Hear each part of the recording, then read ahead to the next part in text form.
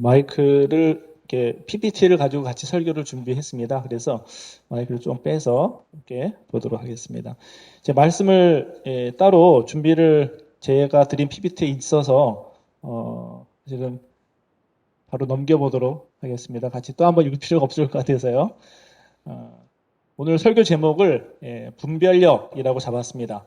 원래 이 본문 말씀은 저희 교회에서 지난 7주 동안 사순절 기간 동안 특별 새벽 기도를 진행했습니다. 저희 교회 사정을 아신 분은 아시겠지만 현재 담임 목사님이 안 계십니다. 그래서 1월 초에 이제 사임하시고 다른 교회로 이제 가시고 공석인 가운데서 이제 부교육자들이 이제 특별 새벽 기도회를 진행을 해야 되는 상황이 됐습니다. 그래서 고민하다가 어떤 본문을 할까 의논하다가 교회에 대해서 우리가 한번 같이 말씀을 나누자. 그래서 에베소서, 빌립보서, 골로새서, 빌레몬서 이 네 본문을 가지고 교육자들이 나눠 가지고 새벽 예배를 인도를 했어요. 했는데 참 감사하게도 7주 동안 이 새벽 예배 예전보다 더 많은 분들이 또 나오시고 또 많은 분들이 끝나고 나서 이 말씀들을 통해서 은혜 받으시고 담임 목사님이 안 계신데도 불구하고 오히려 성도들을 간에 사실은 처음에 많이 걱정했거든요. 원래 우리 고 목사님이 아주 말씀을 이제 성도들한테 잘 전해주시고 그 소문 때문에 오신 분들이 대부분이었는데 이분이 가시고 나면 성도들 다 떠나지 않을까 이런 이 두려움에 휩싸였습니다. 교회가 사실은 그렇게 걱정을 많이 했었는데 전혀 흔들림 없이 또 성도님들이 또 제 자리에서 제 자리를 지켜주시고 또 오늘도 선교 바자회를 열심히 하고 있는데 아마 끝났을 것 같습니다. 그래서 그런 거 보면서 이 교회 장님들도 그렇고 이 교회에 대해서 다시 묵상하면서 우리가 성경에서 말하는 교회가 무엇에 의해서 지어졌는가를 깨닫게 되면서 또 많이 또 힘을 얻은 것 같다라고 말씀을 또 하시더라고요. 그렇게 얘기하신 분도 계셨는데 제가 왜 이렇게 서론을 길게 하냐면은 4개 이 성경책 내용 중에 핵심을 오늘 제가 간단하게 좀 준비를 해왔습니다. 그래서 그 중에 본문 중에 하나지만 골로새 교회에 있었던 이야기를 통해서 그 안에 있었던 복음이 무엇인지 또 복음을 저해했던 요소들이 무엇인지를 잠깐 다룸을 통해서 오늘은 저희 교회에서 7주 동안 다뤘던 말씀의 그냥 핵심을 여러분들에게 결론적으로 전해드리고자 준비를 했습니다. 그러니까 여러분들은 7주 안 오셨어도 오늘 말씀 드리면은요 7주 동안에 이게 무슨 내용인지를 대충은 여러분들이 이제 간단하게 이해할 수 있는 기회가 되리라 생각이 듭니다. 그래서 함께 나눠보도록 하겠는데요.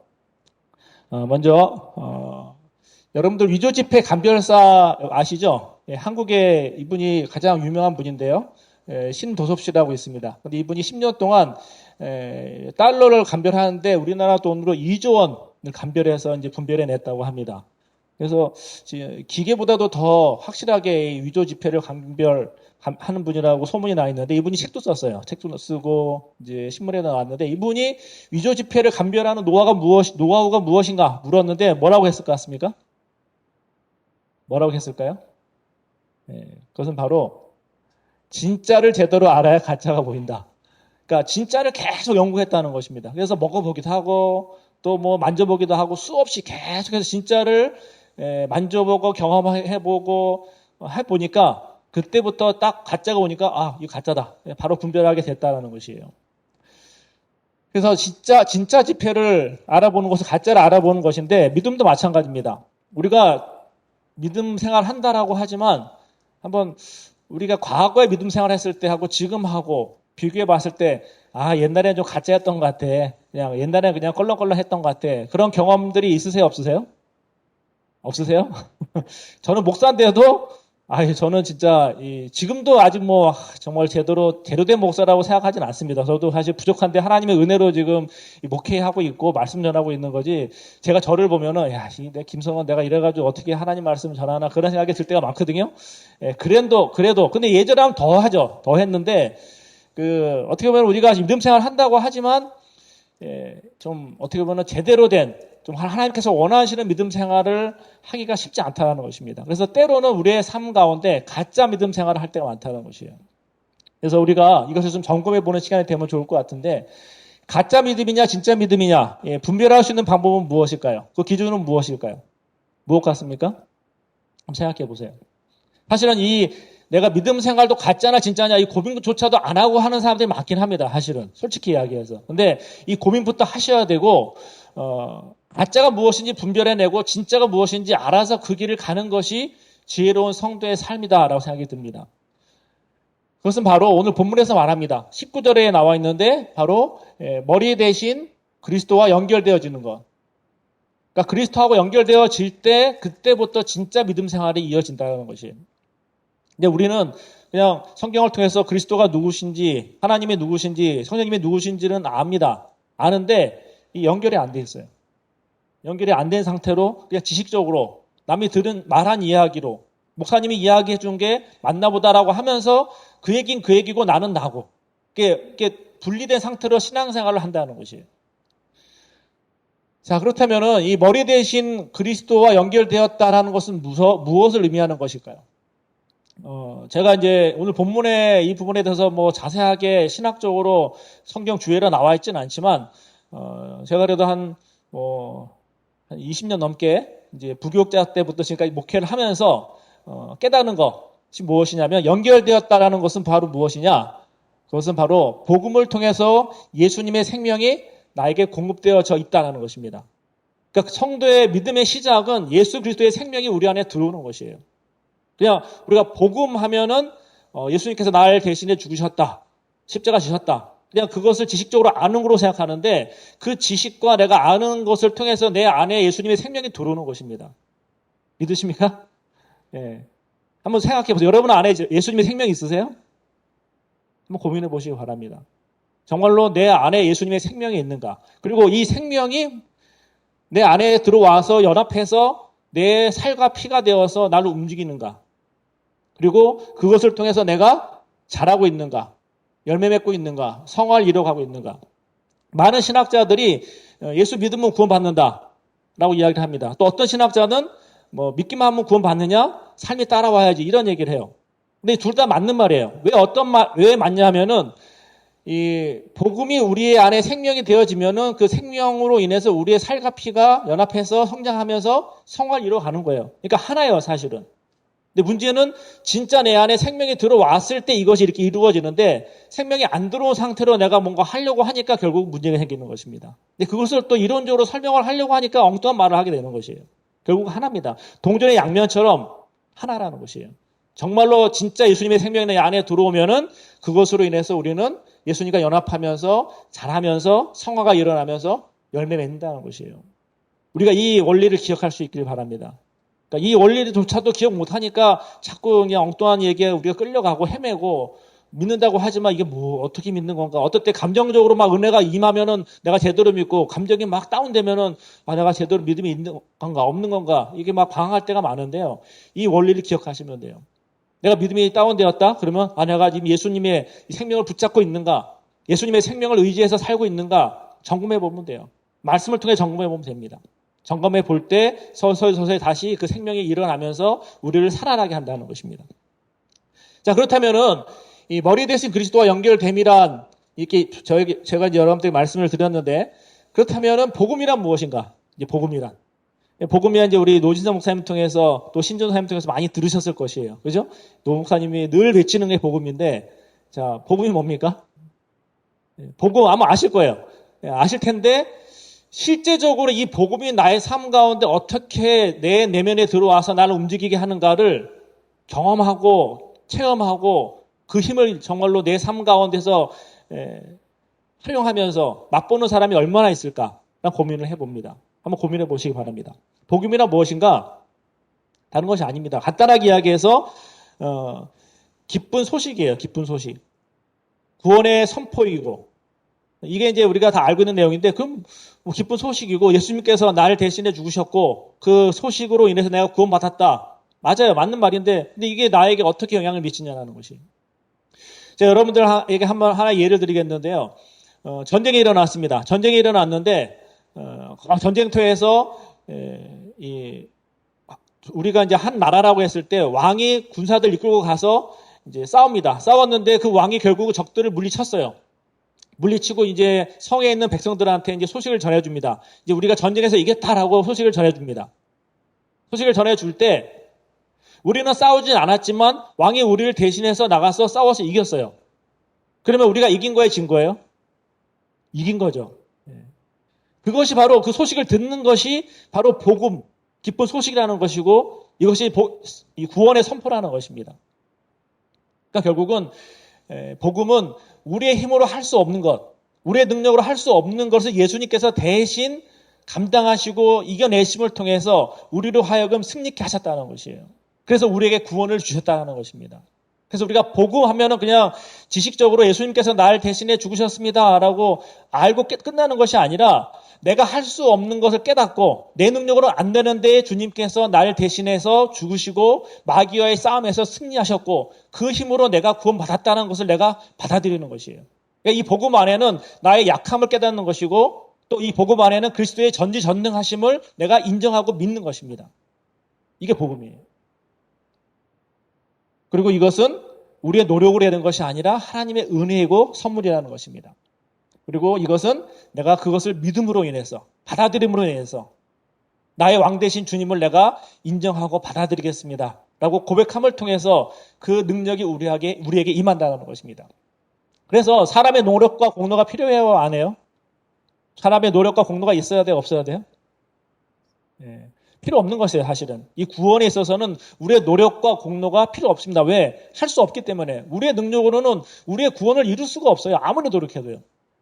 여러분들 이 복음의 원리를 잘 기억하시길 바랍니다. 그래서 이 골로새 교회라든지 에베소 교회라든지 이 초대교회 시대의 많은 교회들이 이 복음의 원리를 붙잡지 못하도록 많은 여러 가지 이단 사상들이 교회 안에 들어와서 흔듭니다.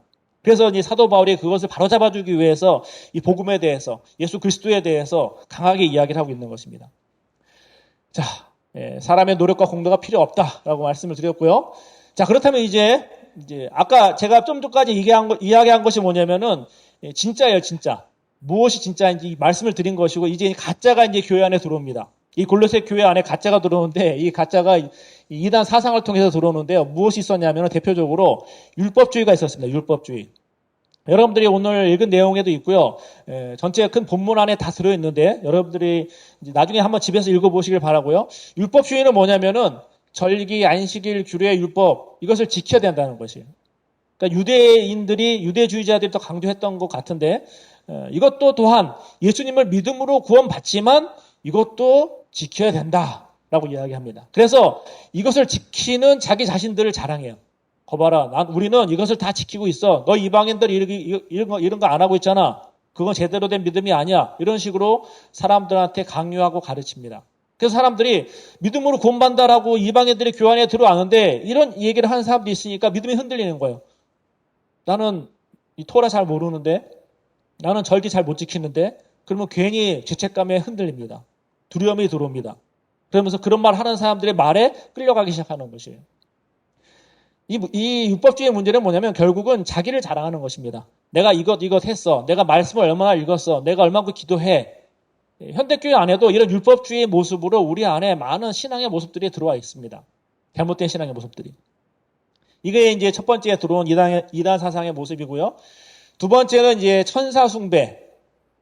또 이때가 이제 그 헬라 철학 시대였기 때문에 스콜라 철학이 있었는데 이 스콜라 철학은 이 별을 숭배했습니다. 별. 그러니까 별에 어떤 의미가 있다 해서 별자리를 신봉하고 이 별자리를 통해서 점을 치기도 하고. 그러니까 점성술이 발달을 했어요. 그래서 이 천사들을 숭배하고 점성술을 의지했습니다. 이게 왜 이제 교회 안에 들어왔냐면은 예수 그리스도를 통해서 구원받는다라고 했는데 이 초대교회 시대에는 어떤 시대였습니까? 어느 나라가 지배하고 있는 시대였어요? 어느 나라였죠? 로마. 로마가 지배하면서 기독교인들이 이제 잡히게 되면은요 그 재산을 빼앗고 죽이고 고문하고 하던 시대였습니다. 그러니까 교회 와서 예배는 드리지만 밖에 나가면은 두려움이 떨었어요. 먹는 문제, 사는 문제, 걱정, 근심들이 밀려왔던 것입니다.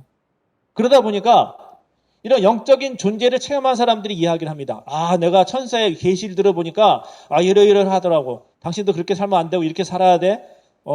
이 로마의 지배 하에서 안전하게 살길 원해? 그러면 내가 기도해 볼 테니까 한번 기다려봐. 기도해보고 글로 가면 안 돼. 일로 가야 돼. 이렇게 가르쳐 주는 거예요. 또 이제 점성술을 통해서 이 점성술을 배운 사람들이 들어와가지고 점을 보니까 하나님께서 원하시는 것은 바로 이거야 라고 가르쳐 줘요. 이 교회 안에 이런 일들이 벌어지는 것입니다. 자, 근데 이 영적 체험을 자랑하는 건데 이런 일들이 교회 안에 지금 현대 교회 안에 있어요, 없어요? 여러분들 그런 분들 옆에서 봤어요, 안 봤어요? 예, 제가 아는 이렇게 무당이 계신데요.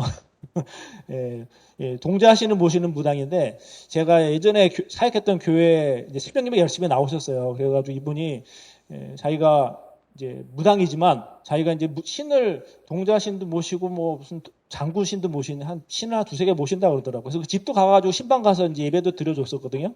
그랬는데 그런 얘기 하더라고요. 목사님, 제가 무당이지만도요. 이 교회 여기 플러싱에 있는 어느 교회 장로님 권사님들이 와가지고요 저한테 물어보고 해요. 그러더라고요. 제가 누군지는 물어보진 않았습니다. 교회 다니시는 분들이 와가지고 이번에 장로 이제 직분 받고 권사 직분 받는데 될지 안 될지 모르겠다고 하면서 그러고 와서 묻는데요. 그래서 제가 에이 그랬는데 그분만 얘기한 게 아니라 한국에서도 그런데요. 이게 뭐예요? 하나님 믿는다라고 하는데 불안하니까 어떤 영적 체험을 한 사람의 말에 귀를 기울입니다.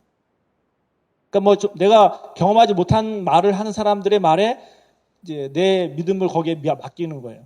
그러니까 잡기 쉬우니까 당장 눈에 보이니까 이런 것들이 교회 안에 들어와 있었다는 것이에요. 이 골로새 교회 안에도. 근데 현대 교회 안에도 있다는 것입니다. 그래서 심지어는 이제 가정에서 이제 가정교회 끌어놓고서 기도해주고 감사헌금 받고 그런 분들도 있습니다. 한국에 그런 분들 꽤 많았습니다. 저도 어머니가 좀 약간 은사체험에 있으신 분이라 가지고 어렸을 때 많이 끌려다니긴 했는데 다니면서 봤습니다. 봤는데 뭐 기도해보면은 뭐 이 딸을 누구한테 이 사람하고 결혼시켜도 돼요 안 돼요? 그러면 70% 정도 안 좋은 것 같아. 그러면 너 헤어져 막 이러고 이게 교회 권사님들 장로님들인데 이제 무당한테 가긴 그러니까 은사 받았다고 한 사람한테 가가지고 기도 받는 거예요. 기도 받아서 그 사람 말에 따라서 이제 이 집을 사느냐 안 사느냐 여기에 투자하느냐 투자하지 않느냐 물어보고 이게 초대교회에 있었던 일이나 지금 현대 교회의 모습이나 똑같습니다. 무엇 때문에요? 믿긴 믿는데 그리스도에게 붙어 있는 것이 아니라 여전히 현실의 삶 가운데 불안하고 걱정하는 거예요. 어떻게 벌을까? 어떤 일이 벌어질까? 이 두려움과 걱정을 하나님께 맡기는 것이 아니라 당장 옆에 나보다 뭔가 좀 신통력 있어 보이는 사람의 말에 마음이 빼앗겨서 그렇게 간다는 것이에요. 아마 여러분 중에는 없으리라 믿습니다. 노 목사님이 아주 그냥 이 성경으로 잘 가르치시기 때문에 그런 분이 없으리라 믿는데요. 세 번째는 뭐냐면 금욕주의입니다. 금욕주의. 그러니까 이제 이 금욕주의는 그러니까 정신은 선하고 육체는 악하다. 그래서 이제 금욕을 강조합니다. 아까 본문에서도 먹는 거, 다른 것을 따르지 말라 그러잖아요. 그러니까 이 자기 의를 통해서 자기 고행을 통해서 나는 그래도 거룩하다. 하나님께 가까이 간다라고 하는 이런 것을 가르치는 사람들이 있었어요. 그래서 자기만 하면 되는데 자기가 하는 것을 따라오도록 만듭니다. 그러니까 과도하게 어떤 금욕사상을 가르치는 사람. 그것이 교회 안에 있었다는 것이에요. 그러니까 복음 붙잡고 가야 되는데 자꾸 이러한 것들이 복음을 저해시키면서 결국은 이것을 가르치는 사람을 숭배하게 만들고 따르게 만들고 또 그것을 따라가는 자들은 그것을 통해서 나는 그래도 괜찮아. 나는 잘 믿음 생활을 잘하고 있어. 나는 구원받은 사람이야 라고 자꾸 확인을 하려고 하는 그런 불신앙의 모습으로 가도록 교묘하게 끌고 가고 있다는 것입니다. 그래서 이 이단 사상들의 문제점은 뭐냐면 결국은 자력구원입니다. 자력구원. 우리 힘으로, 우리의 능력으로 구원받을 수 있다는 거예요. 말은 이 복음으로 구원받는다라고 하지만 실제적인 삶에 있어서는 내가 얼마큼 했는가, 내가 무엇을 했는가, 그것을 통해서 마음의 위로를 얻고 그것으로 내가 그래도 신앙생활을 잘하고 있다라는 생각을 가지려고 한다는 것이에요. 교묘하게.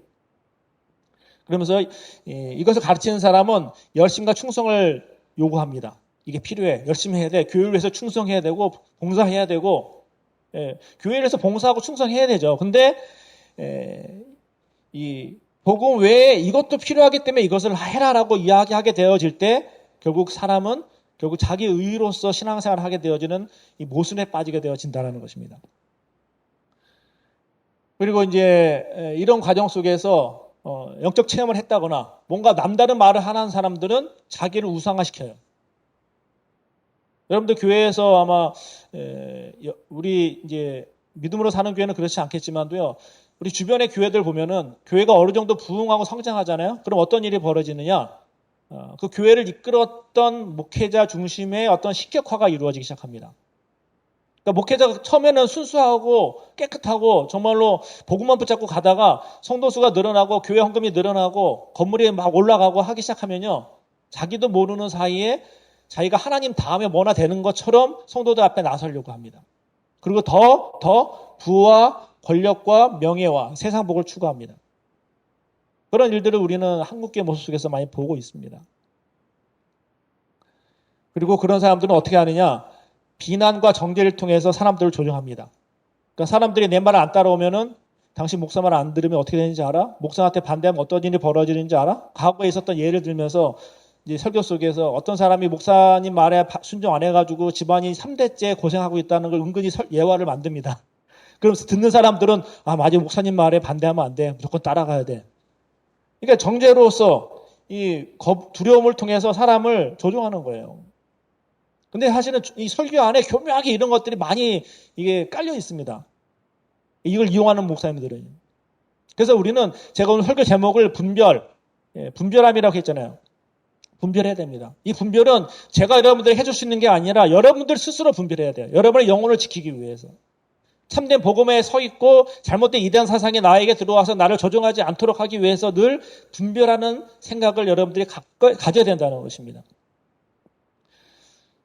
그래서 결국은 이 현대교회 안에는 무엇이 있었느냐? 제가 이제 하나 예를 들 텐데요. 제가 에스라 성경연구원을 이제 4기로 졸업을 했었습니다. 2000년도에 이제 총신 신대원 졸업하고 나서 신대원을 3년을 공부했고 학부 때 7년을 공부했는데 성경 공부보다는 신학 공부만 했어요. 무슨 어떤 신학이 있었고. 그러니까 너무 성경 공부가 하고 싶어서 이 에스라 성경연구원이라는 것을 알게 돼서 가게 됐는데 그곳의 원장님이 그때 이제 지금은 이제 돌아가셨는데 윤종화 총무님이셨습니다. 윤종화 원장님이셨는데 수료하는 날 1년을 이제 공부하는데요. 월요일 날 아침에 들어가면 토요일 날 저녁 때 나와요. 그러니까 일주일 동안 거기서 먹고 자고 해야 됩니다. 그러니까 성역 공부를 하면서 낮에는 이제 1시간, 2시간 정도 노동을 해야 돼요. 노동을 하는데 이제 화장실 청소도 해야 되고 뭐 돌도 이게 날라야 되고 그때 간사님이 계셨는데 돌을 지난주 여기 있던 걸 날랐는데 그 다음 주 되니까 여기 있는 게 일로 날래요. 그래서 아니 왜 여기 있던 걸 일로 날렸더니 그게 훈련이래요. 노동을 해야 된다는 거, 목회자들이. 노동 안 하고, 훈련 안 하고, 그냥 앞에 서서 설교만 해가지고 성도들 끌려고 하면 안 된다. 그래서 이게 훈련이기 때문에 이거 해야 됩니다. 라고 시키더라고요. 그래서 막 허리도 아픈데 그때 막 하나로 고생한 적이 있었는데, 그렇게 해가지고 1년 공부해서 수료하는 날, 이 장로님이 설교 내용이 뭐였는지 아세요? 빌립보서 3장 18절인데요. 한번 같이 읽어볼까요? 시작. 내가 여러 번 너희에게 말하였거니와 이제도 눈물을 흘리며 말하노니 여러 사람들이 그리스도의 십자가의 원수로 행하느니라. 이 말씀을 딱 읽더니 그때 선교사님들도 많이 계셨고 목사님들 담임 목회 하신 분들 많이 계셨고 저는 전도사 때 갔었는데 그래도 전도사였기 때문에 괜찮았는데요. 딱 하시는 말씀이 십자가의 원수로 행하지 말래요. 아니 그 하나님 일 하겠다고 와서 성경 배우겠다고 와서 1년 동안 진짜 여기 갇혀가지고 주중에 나가지도 못하고 노동하면서 그러고 있는 사람들한테 이제 졸업하면은 이제 가서 열심히 복음 전하시고 하나님이 함께 하실 것입니다라고 선포해도 좀 뭐가 위로가 될까 말까 한데 십자가의 원수를 행하지 말래. 충격이었어요, 충격. 이 말이 무슨 말이에요? 성경 공부 열심히 해도 세상에 나가서 십자가의 원수로 살 수 있다는 거예요. 목회 10년, 20년, 30년 해도 선교사로서 20년, 30년 놀랍게 사역을 해도 십자가의 원수로 살 수 있다는 것입니다. 십자가의 원수가 뭘까요? 십자가의 원수가. 그래서 저는 지금도 이 말씀을 계속 제 마음속에 기준으로 삼고 있습니다. 사실 저도 돌아보면은 저 말씀 듣고도 십자가의 원수를 행한 적이 좀 있었어요. 사역하면서도 좀 내 영광 추구하려고 하고 내가 원하는 대로 하려고 했던 부분들이 있었습니다. 그렇지만 다시 떠올리면서 다시 중심을 잡고 가려고 하고 하는 과정에 지금도 있다는 것입니다. 십자가의 원수를 행한다는 것이 무엇이냐? 목회자가 어떻게 십자가의 원수가 될 수 있나? 몇 가지 예를 들면요. 교묘히 자력 구원을 성도들에게 가르치는 것이에요. 그래서 그것을 통해서 자기를 섬기도록, 자기에게 충성하도록, 아까 이야기했던 내용입니다. 자기에게 열심히 하도록. 내가 이 교회 담임인데 내가 이 교회 부흥을 위해서 하나님께서 보내신 것 같은데 여러분 제 말에 따라서 열심히 따라와 주십시오. 근데 교회에 건축해야 되고 뭐 해야 되니까 헌금도 하시고 또 봉사도 하시고 이거 해야지만 하나님께서 여러분들에게 복을 주십니다. 여기 얘기를 해요. 그러면 성도들이 다 아멘 그러죠. 복 준다 그러니까 좋아하죠. 근데 그 밑에 깔려 있는 게 뭐냐? 결국은요, 교묘하게 우리에게 자력구원을 통해서 열심과 봉사를 끄집어내서 교회 리더십이 그것을 자기가 누리는 것이에요. 그러니까 목사들이 그렇게 할 수 있다는 것입니다. 그러니까 이 아까 말했던 그 윤용아 장로님의 말은 그렇게 하지 말라는 것이에요. 말씀을 제대로 배웠으면은 말씀대로 살면서 목회하라는 것이에요. 근데 그 말씀 가지고 자기 영광 구하지 말라는 것입니다. 이 말은 그렇게 할 수 있다는 것이에요. 그렇게 많은 목회자들이 하고 있다는 것입니다. 그리고 아까도 이야기했지만 이 두려움과 축복을 이용해서 성도들을 택직과 당근으로 정치하듯이 끌고 다니지 말라는 것이에요. 기본적으로 사람들이 좋아하는 것이 무엇입니까? 부, 성공, 인정, 축복 이거 좋아해요. 그죠? 우리가 교회에서 사실은 설교 들을 때 여러분들에게 하나님의 은혜가 임할 줄 믿습니다 라고 하면은 성도들은 다 아멘합니다. 근데 여러분들에게 하나님의 이 준엄하신 불꽃 같은 보살피심이 있기를 원합니다. 그러면 사람들은 아멘하기보다는 겁나서 그냥 그건 좀 피해갔으면 하는 마음이 들지 않습니까? 사람들은 기본적으로 부, 성공, 인정, 축복 좋아해요. 그러니까 이걸 좋아하기 때문에 앞에서 설교를 할 때 이것을 믿기로 던집니다. 여러분들 이만큼 봉사하고 헌신하시면 하나님께서 복을 주실 것입니다. 11조 하십시오. 11조 하는 만큼 하나님께서 그 국권에 부으신다고 하지 않았습니까? 근데 그 본문 말씀은 원래의 의미가 11조를 강조하는 것이 아니에요. 헌금을 드릴 때 정말로 온 마음과 정성을 다해 드리라는 것이 초점에 있는 것인데 그것을 문자적으로 해석해서 그렇게 가지고 가는 거예요. 당장 눈앞에 보이는 사람들의 열심과 충성을 유도해내기 위해서. 이게 목회자가 십자가의 원수를 행하는 겁니다. 다른 게 아니에요. 십자가가 아닌 다른 것을 전하는 게 아니라 다른 이단 사상을 전하는 것이 아니라 십자가를 이용해서 결국 자기 이익을 챙기는 거예요. 근데 이게 목회자도 자기도 그렇게 하는 줄 모르고 하는 사람들도 있어요. 간혹 보면은. 그냥 옛날 선배들 했던 거 배워서 그냥 그렇게 하는 경우가 있는데 결국 이 모든 것들이 결국은 복음 안에서의 삶을 저해하는 이단 사상들이라는 것입니다. 자, 그렇다면 목회자가 이렇다고 한다면은 우리 성도들은 어떻게 할까요? 우리도 마찬가지입니다. 아까 이야기했죠. 사람들은 본능적으로 부, 명예, 인정받는 거 좋아해요. 이거 싫어하는 사람 아무도 없습니다. 고난, 그리스도인으로서의 삶을 원하십니까? 그러면 고난 받으십시오. 그러면 누가 아멘 할까요? 아멘 안 합니다. 복 받으십시오 하면 아멘 하지. 고난의 길 걸어가십시오. 십자가를 집시오라고 하면은 아유, 목사님 왜 맨날 십자가 지라고 고난의 길 걸어가라고 해. 아, 짜증나. 이 교회 안 다니까. 아마 그걸 떠날 거래요.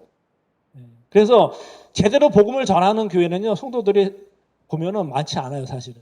왜냐면 성도들은 좋은 이야기 좋아하거든요. 나한테 듣기에 좋은 이야기를 쫓아다녀요, 사람들은.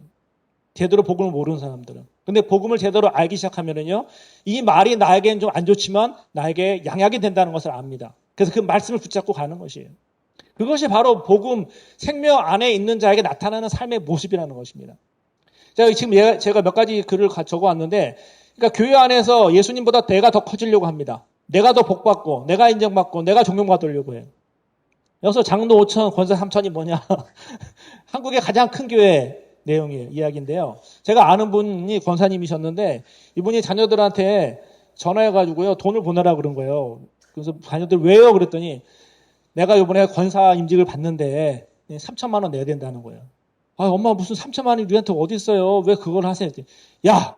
내가 하나님 나라 장군이 되는데 이 3천만 원이 지금 대수냐고. 너네들 너 그렇게 힘들게 키워놨더니 이거밖에 안 되라고 하면서 돈 보내라고. 장로 되는 데는 5천만 원이고 권사는 3천이라고 하더라고요. 그러니까 제가 한국에 있을 때 그랬으니까 지금은 모르겠어요. 하도 말이 많아가지고 아마 그냥 조용히 할지 좀 줄였는지 모르겠어요. 여기는 얼마인지 모르겠는데.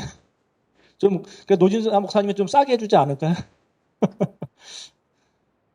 이게 아까 목회자 그런데요. 성도들도 마찬가지입니다.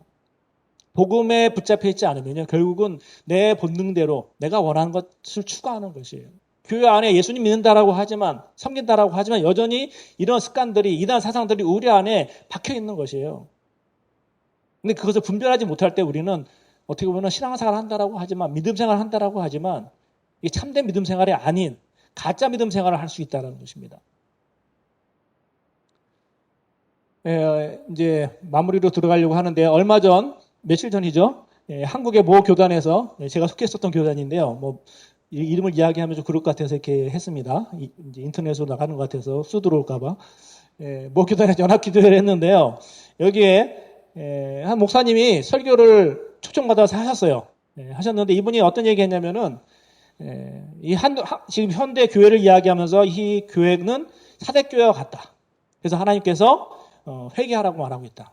사대교회 안에 부흥도 있었고 뭐 여러 가지 많은 물질도 있었지만 결국은 이 사대교회는 하나님 앞에 범죄했다. 그래서 이 회개해야 되는데 회개하기 위해 앞서서 무엇이 있어야 되느냐? 그냥 회개하자고 이렇게 잔뜩 모여가지고 회개합니다 하면 안 된다는 것이. 1차적으로 하나님에 대한 두려움이 있어야 된다는 거예요. 그러니까 두려움 없는 회개는 가짜 회개라는 것입니다. 이 상태로 가다는 우리가 죽습니다. 그것을 깨닫고 하나님 존전 앞에서의 두려움을 회복해야 됩니다. 라고 이야기를 해요. 그러면서 이제 이 집회했던 교회가 아주 되게 큰 교회거든요.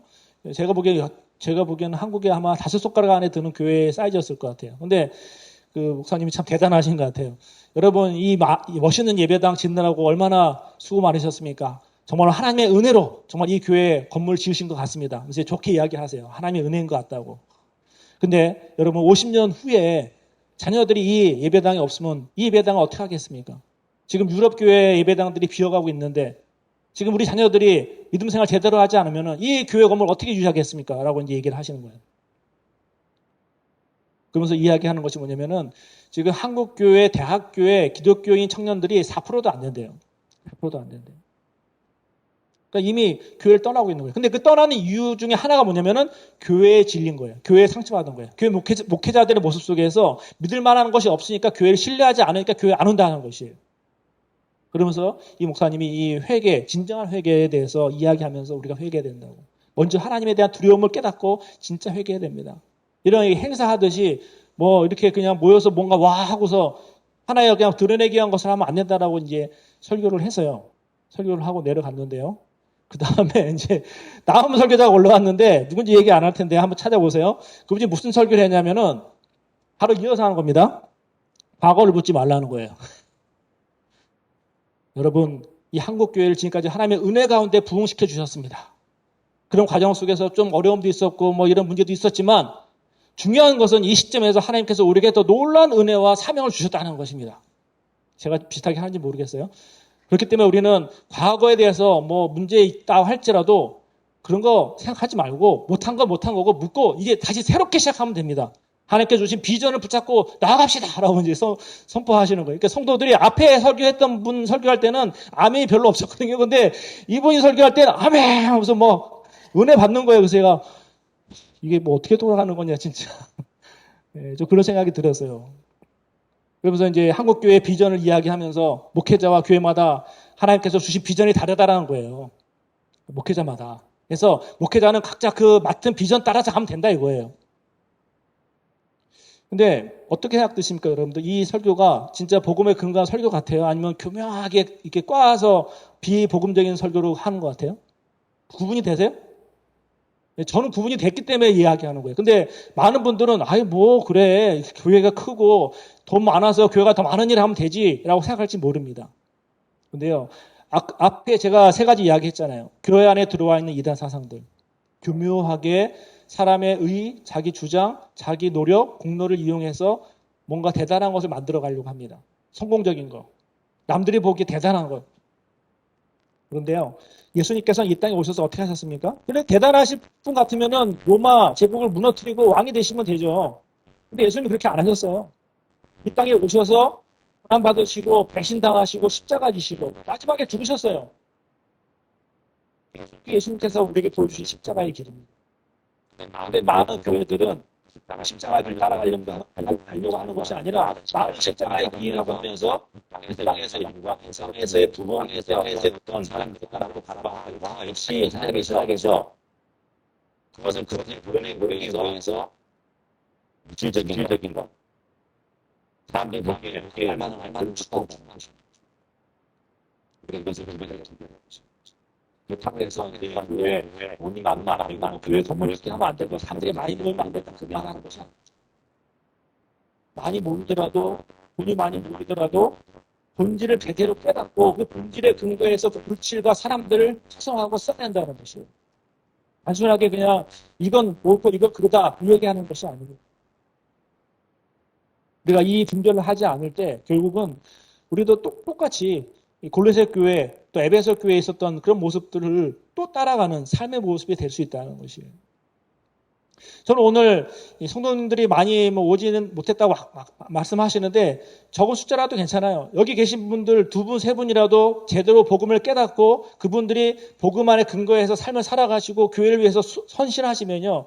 그분들을 통해서 이 교회는 세워져 가는 것입니다. 그러니까 복음은 예수 그리스도의 생명이에요. 생명이 우리 안에 들어오면 그 생명은 살아 움직입니다. 여기 나무에 생명이 있기 때문에 지금 이 나무가 자라나는 거 아니에요? 그러니까 우리에게 예수님의 생명이 있으면요, 자연적으로 우리 안에 예수님의 모습이, 성품이 나오게 되는 거예요. 그 나오는 과정이 무엇을 통해서 나오느냐?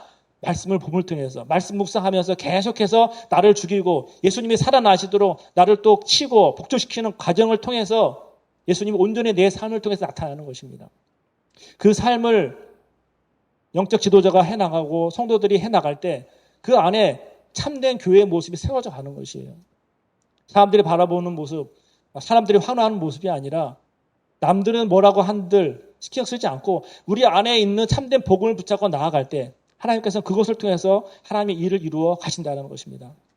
초대교회 때 성도들이 많은 것 같습니까? 안 많았어요. 교회들이 큰 교회들이 있었습니까? 없었습니다. 교회 건물도 없어가지고 도망다니면서 예배드렸어요. 그때 그 초대교회의 생명력이 결국 지금까지 이어지는 것이에요. 오히려 교회가 부흥하고 성장했던 콘스탄틴 대제 때, 중세 교회 때 모습은 오히려 타락했습니다. 그 타락의 모습이 지금 이어지고 있는 것입니다. 교회가 보면 커졌지만, 사람은 많이 모일지 모르지만, 그 안에 생명이 없을 때 결국 교회는 죽어가는 것입니다. 지금 현대교회가 죽어가고 있습니까? 더 살아나고 있습니까? 제가 보기엔 죽어가고 있습니다. 죽어가고 있어요. 죽어가는 이 교회를 살려야 됩니다. 살리는 길은 교회 건물 멋있게 짓는 것이 아니에요. 한 영혼 한 영혼이 정말로 예수님의 생명으로 다시 거듭나고 그 생명이 뭔지 깨닫고 그 생명을 가지고 살아갈 때 그 안에 놀라운 능력이 나타난다는 것입니다. 근데 그것은 우리의 힘으로 하는 것이 아니라 우리 안에 계신 예수님의 그 생명이 우리로 하여금 그렇게 하게 한다는 것이에요. 그래서 우리는 가짜 믿음을 분별하는 성도가 되어야 합니다. 또 가짜 믿음을 분별하는 교회가 되시기를 바랍니다. 그래서 우리 주변에 많은 교회들이 있지만 참 많은 교회들이 있어요. 모여서 나름대로 예배도 드리지만 정말로 하나님께서 기뻐하시는 예배, 하나님께서 기뻐하시는 교회는 얼마나 될까 고민하면서 가짜들 속에서 진짜가 무엇인지 보여줄 수 있는 우리 믿음으로 사는 교회가 될 수 있기를 바랍니다. 그래서 복음의 진리 위에 서도록, 그래서 오직 하나님의 은혜와 그리스도의 십자가만을 의지할 수 있는 세상적 성공이 아니라 고난과 어려움의 길이지만 그 길을 묵묵하게 기쁨으로 할 수 있는 그런 성도와 교회가 될 수 있도록 기도할 수 있기를 바랍니다. 그리고 두 번째로 비진리를 분별하도록, 우리 안에 이단 사상이 들어올 수 있습니다. 당장 눈앞에 보이는 두려움, 걱정 때문에 영적 체험을 추구하거나 엉뚱하게 아주 교묘하게 말하는 것들에 우리가 속을 수 있다는 것이에요. 그것을 분별해낼 수 있는 지혜, 그런 능력을 달라고 우리가 기도하며 나갈 수 있기를 바라고요. 더불어서 우리의 의, 성과를 자랑하는 것이 아니라 오히려 우리 안에 살아 역사하신 하나님만을 자랑할 수 있는 그러한 우리의 삶, 우리 교회의 모습이 되어줄 수 있기를 바랍니다. 오늘 말씀 가지고 잠깐 제가 기도하도록 하겠습니다.